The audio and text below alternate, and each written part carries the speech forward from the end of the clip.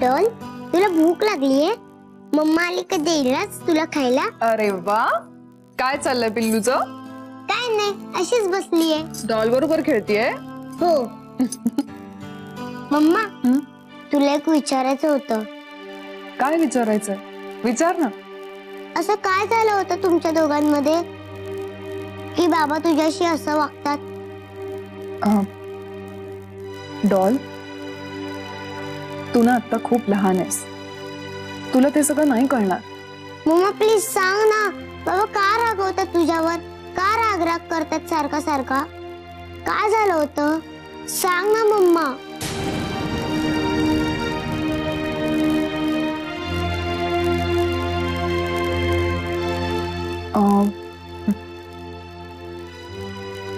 त्यावेळी ना आम्ही खूप खुश होतो. तुझ्या बाबांचं माझ्यावर खूप प्रेम होतं आणि माझंही त्यांच्यावर तितकंच प्रेम होतं. आजही आहे.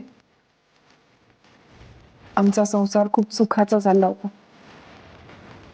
खूप हॅपी होतो आपण सगळे.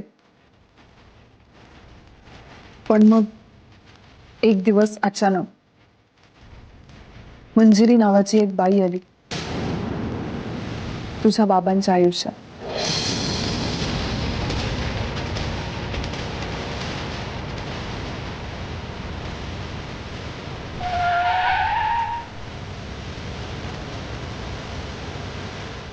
आणि मग तेव्हापासून बाबा माझ्यावर चिडायला लागले, रागवायला लागले. आणि त्या बाईसाठी बाबांनी मला घराबाहेर काढलं.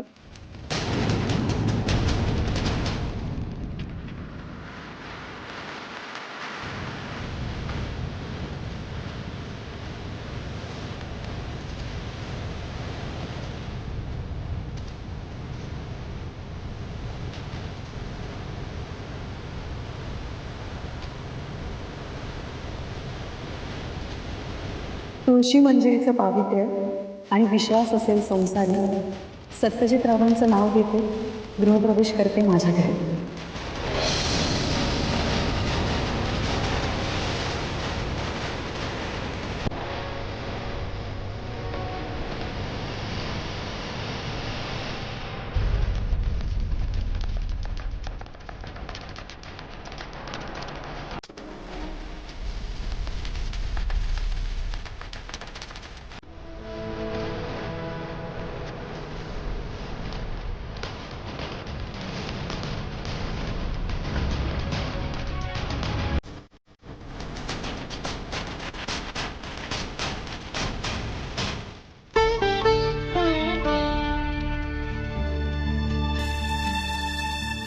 अजूनही या तुळशीच्या मंजिरीचा बहर कमी झालेला नाही.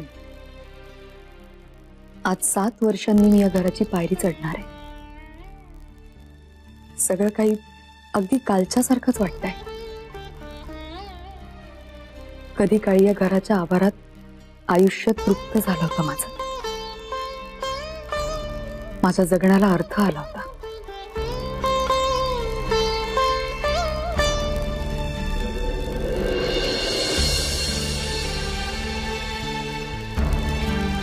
पण 7 वर्षांचा हा काळ इतका दूर घेऊन गेला या घरापासून की आज जाण्यासाठीची ही 7 पावलं चालताना का कुणाच ठाऊक अनामिक हुरहुर लागली.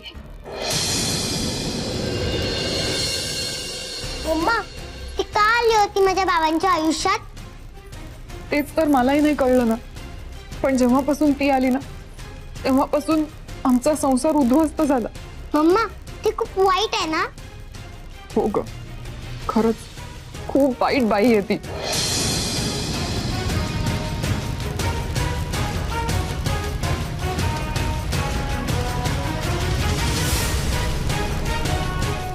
मग आता ती कुठे असते? आता ती या जगातच नाहीये. ती देवाघरी गेली.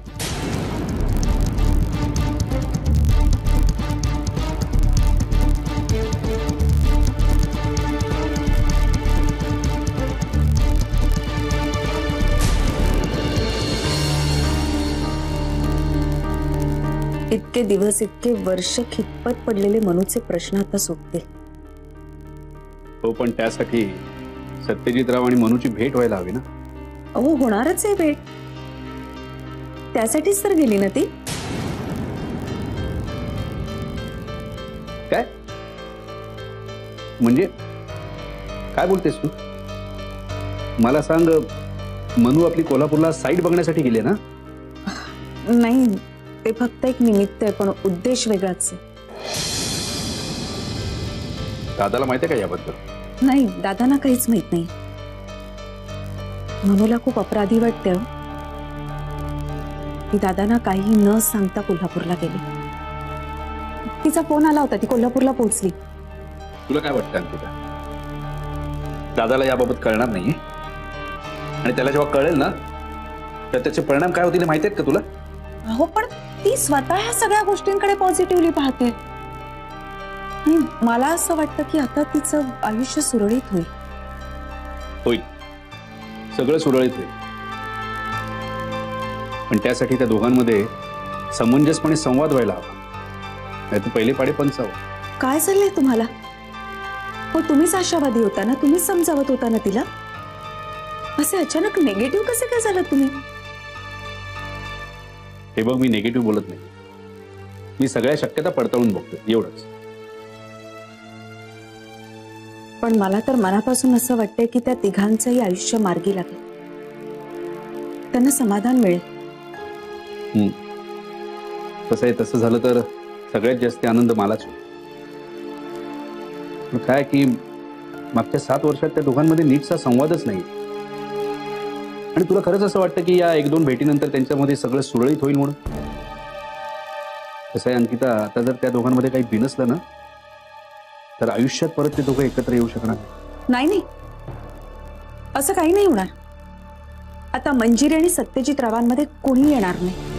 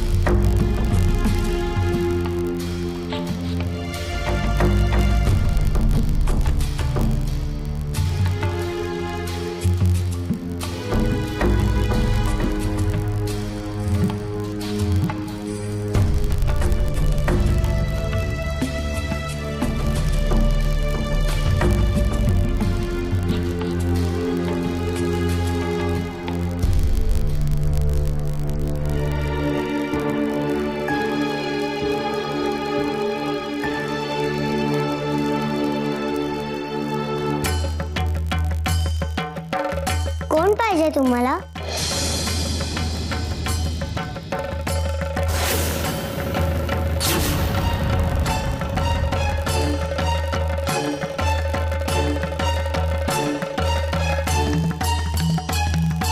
तूच आर्या ना? हो, पण तुम्ही कोण?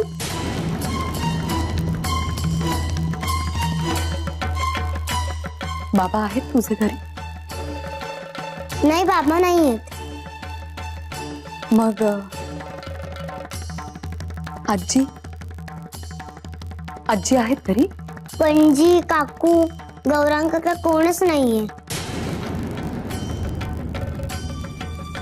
तू घरात एकटीच आहेस? पण तुमचं नाव सांगा ना. मी मंजिरी.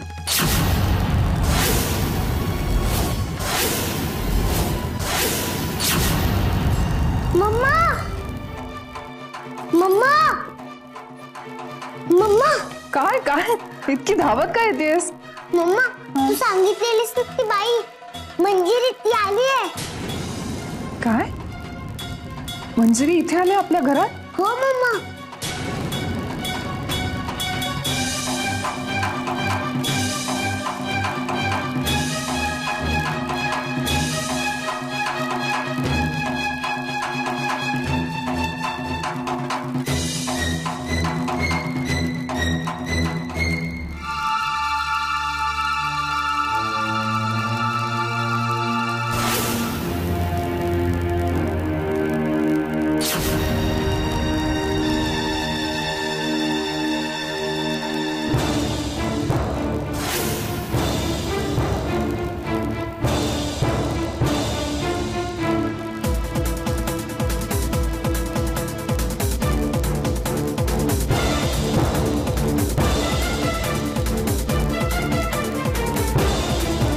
चल.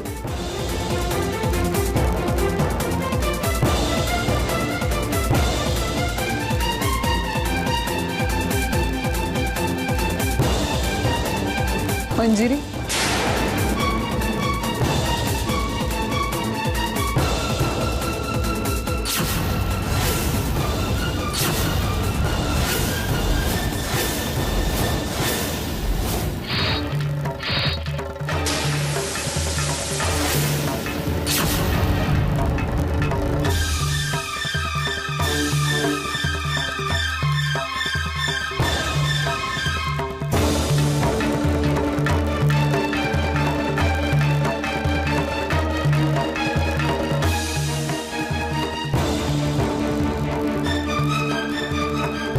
सरप्राईज. अगं मीच आहे प्रिया. अशी काय न ओळखल्यासारखी बघतीयस? काय झालं? तुझं काही काम होतं का ह्यांच्याकडे? अगं मग फोन करून यायचंस ना. तुला तर ह्यांची सवय माहितीच आहे. एकदा कामात गुंतले ना की काहीच लक्षात राहत नाही ह्यांच्या. अगं तू अशी उभी का? ये बस. आलेल्या पाहुण्यांना उभं ठेवायची रीत नाहीये आम्हा मुधोळकरांची.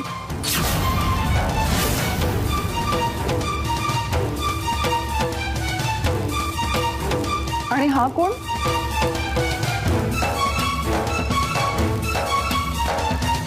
काय मंजिरी, एवढ्या लहान मुलाला ड्रायव्हर म्हणून ठेवलंस तू?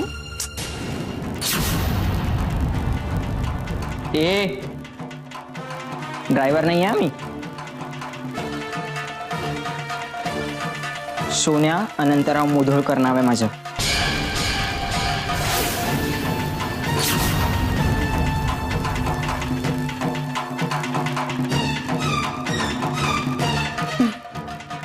सोन्या, अरे तू पण ह्यांच्या बरोबरच राहतोस का? वा वा, चांगलंय. आणि केवढा मोठा झालास तू.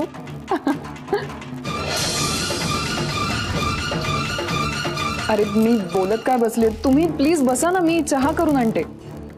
तसंही यांची यायची वेळ झालीच आहे. आणि तुला तर माहितीये, आल्या आल्या पहिले चहा लागतो ह्यांना माझ्या हातचा. 7 वर्षांपासून काहीच बदललं नाही. हा, आता लग्नानंतर थोडासा कमी हट्टीपणा करायला लागले. मी तशी वेळच येऊ देत नाही ना, म्हणून. Arya,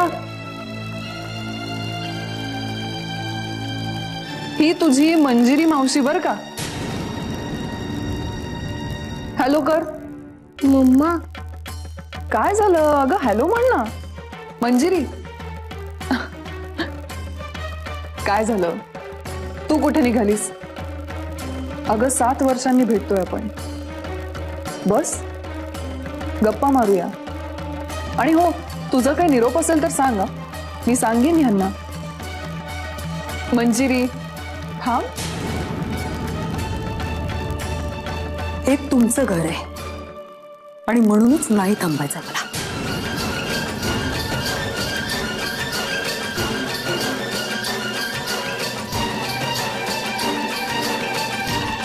yes, absolutely right. आमचं घर, आपलं घर, राईट राईट. माय डॉल.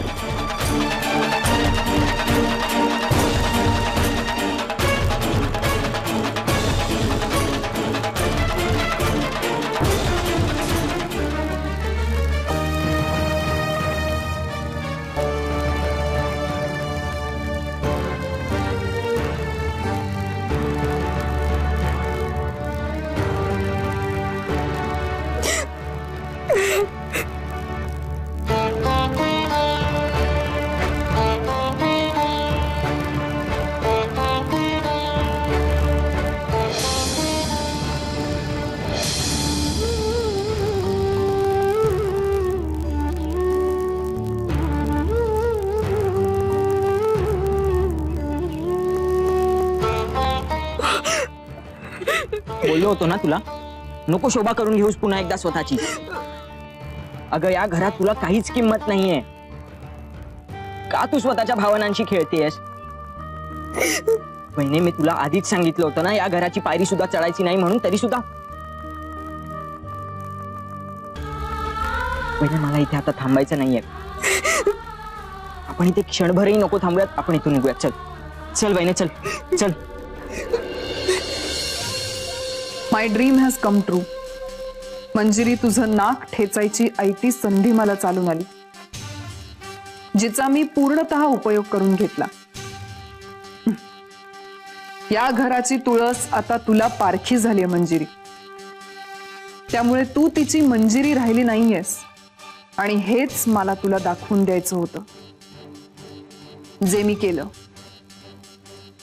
सार्थकी लागलं माझं वाट बघणं.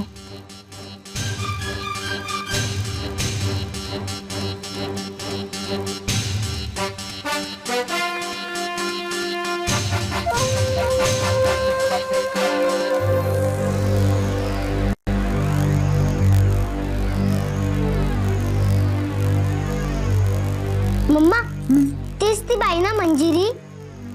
हो, तीच ती. ती इथे का आली होती? काय माहित, कदाचित मी आले हे कळल्यानंतर परत आपल्याला त्रास द्यायला आली असेल. मग तू तिच्याशी चांगली का वागलीस? हकलून द्यायचं ना तिला. डॉल्स, आपल्याशी कोणी कसंही वागलं ना तरी आपण प्रत्येकाशी चांगलंच वागायचं. मम्मा, तू खूप चांगली आहेस. एकदम माझ्या डॉल सारखी. I love you. I love you too mamma.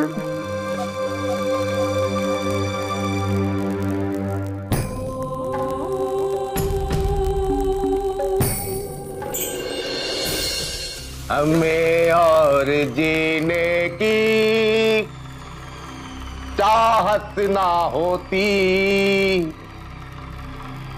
अगर तुम ना होते,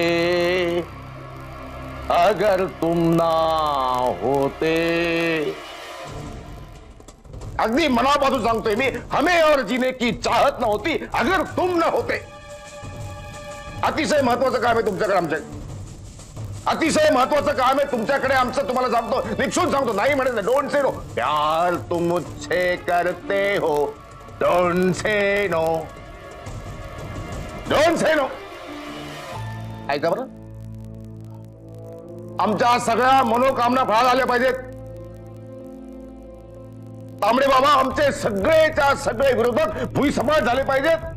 आणि आम्ही जो माणूस म्हणून त्या माणसानं आमच्या पायावर लोटांगण घातलं पाहिजे, जसं आम्ही तुमच्या पायावर लोटांगण घालतो. अगर तुम ना होते. मोतीवले बाई, मोतीवले बाई परत आल्या. परत आल्यात मोतीवले परत आल्यात. मोतीवले बाई परत आल्यात. आम्हाला त्यांना भेटायचं. आम्ही त्यांना भेटायचं काय? Don't say no.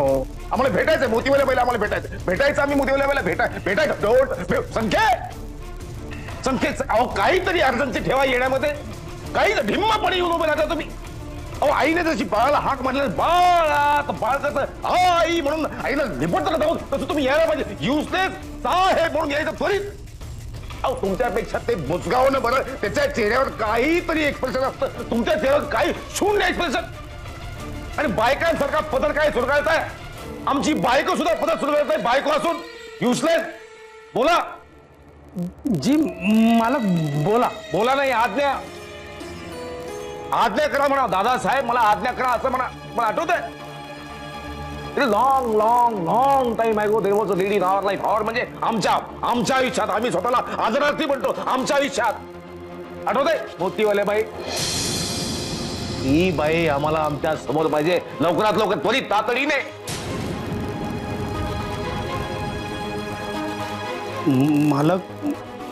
मला विचाराल तर आपण त्या बाईपासून लांबच राहिलेलं बरं. म्हणजे जेव्हापासून ही बाई आपल्या आयुष्यात आली ना, त्या वेळेला आपण गोत्यात आलोय, भलत्याच लपड्यात अडकलोय. मालक, तुम्ही आमचे कायदेशीर सल्लागार आहात. मग बाप आहात आमचे दादासाहेब संखे होळकर DS होळकर. मग सल्ले कसले देता आम्हाला? कसले सल्ले देतात हे आम्हाला? Don't say no. त्या बाईला आमच्या समोर हजर करा लवकरात लवकर. जा अहो जा ना. जी मनस्ताप होतो, मनस्ताप, अतिशय मनस्ताप होतो.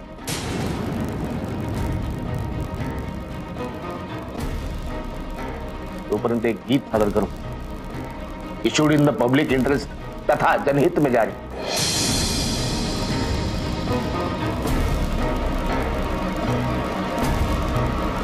ये दुनिया